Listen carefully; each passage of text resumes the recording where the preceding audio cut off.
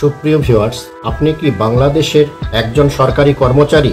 আপনার কি জিপিএফ বা জেনারেল প্রভিডেন্ট ফান্ড রয়েছে, যে ফান্ডে আপনি প্রতি মাসে একটা নির্দিষ্ট হারে চাঁদা প্রদান করে থাকেন?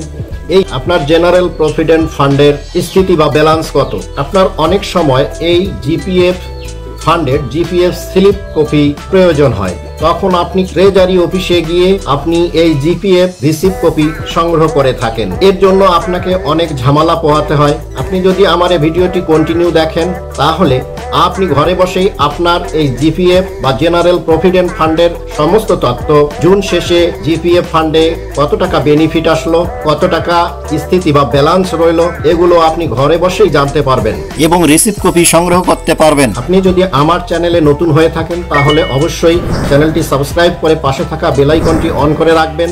আর পূর্ব থেকে আপনি চ্যানেলটি সাবস্ক্রাইব করে থাকলে আপনাকে অশেষ ধন্যবাদ। আপনি কোন ওয়েবসাইটে গিয়ে আপনার জিপিএফ ফান্ডের তথ্য দেখবেন, সেই ওয়েবসাইটের লিংক আমি ডেসক্রিপশন বক্সে দিয়ে রাখবো। আপনি চাইলে সেখানে সরাসরি ক্লিক করে সেই ওয়েবসাইটে ঢুকতে পারবেন এবং আপনার প্রয়োজনীয় তথ্য আপনি দেখতে পারবেন। তো আর দেরি নয়, চলুন ভিডিওটি শুরু করা যাক।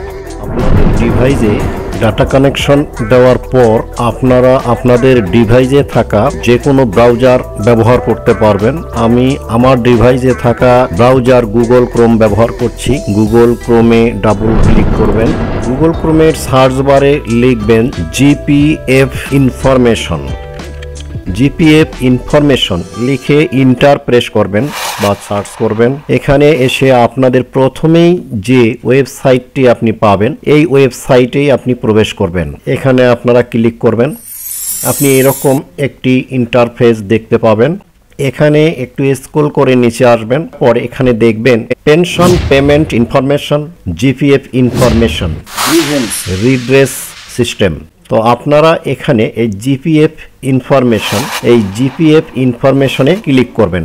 এই যে ক্লিক হেয়ার, এখানে আপনারা ক্লিক করবেন। করার পর এখানে দেখবেন আপনার এনআইডি অথবা স্মার্ট আইডি অর্থাৎ জাতীয় পরিচয় পত্রের নাম্বারটা আপনারা এখানে দিয়ে দেবেন, ফোন নাম্বার। তবে এখানে একটা কথা বলে রাখি, এই আপনাদের এই যে ফোন নাম্বার, এই ফোন নাম্বার অবশ্যই এখানে বলা আছে please insert your 17 digit NID or 10 digit smart card number and registered phone number for EFT. অর্থাৎ ইএফটি করার সময় যে ফোন নাম্বারটি ব্যবহার করেছেন, এই ফোন নাম্বারটি এখানে আপনাকে দিতে হবে। তো আমি আমার এনআইডি নাম্বারটা বসাই দিচ্ছি।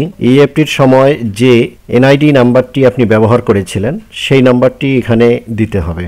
ইএফটি করার সময় যে এনআইডি নাম্বারটি আমি ব্যবহার করেছিলাম, সেই নাম্বারটি আমি তুলে দিচ্ছি। এরপরে ফোন নাম্বারটি আবার বসাই দিচ্ছি। বসানোর পর এবার সাবমিটে ক্লিক করব। আপনারাও সাবমিটে ক্লিক করবেন। সাবমিট করার পর এখানে দেখেন employee verification, please inter OTP that has been send to your register phone number. অর্থাৎ আপনি যে ফোন নাম্বারটি দিলেন, এই ফোন নাম্বারে একটি ওটিপি চলে যাবে। এই ওটিপিটি আপনি এখানে লিখে সাবমিট করবেন। আমার মোবাইলে একটি ওটিপি চলে এসেছে। ওটিপিটি আমি এখানে বসাই দেব। এই ওটিপিটি লিখে দেওয়ার পর আপনারা সাবমিটে ক্লিক করবেন। এখানে দুইটি অপশন দেখতে পাবেন, জিপিএফ অ্যাকাউন্ট স্লিপ। এখানে আপনারা জিপিএফ অ্যাকাউন্টের স্লিপ এখান থেকে আপনারা দেখতে পারবেন এবং সংগ্রহ করতে পারবেন।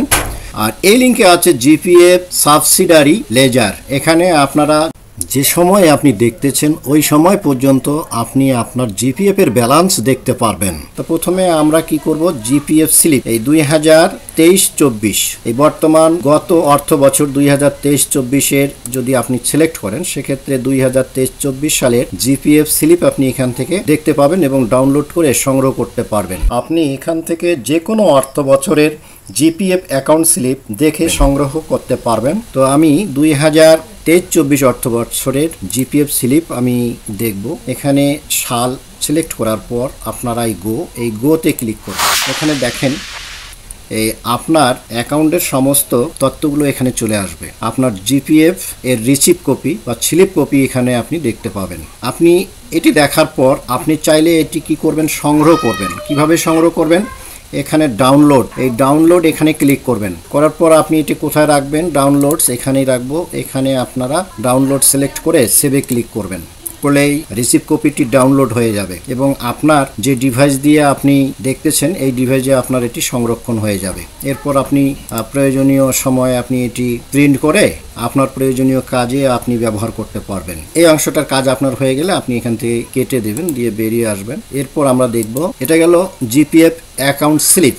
এরপর আমরা দেখব জিপিএফ সাবসিডারি লেজার আমরা যদি দেখতে যাই, এখানে 24-25 সালের অর্থবছর নির্বাচন করা আছে। এটা অটো, এখানে কোনো পরিবর্তন করা যাবে না। আপনি এখানে গোতে ক্লিক করবেন।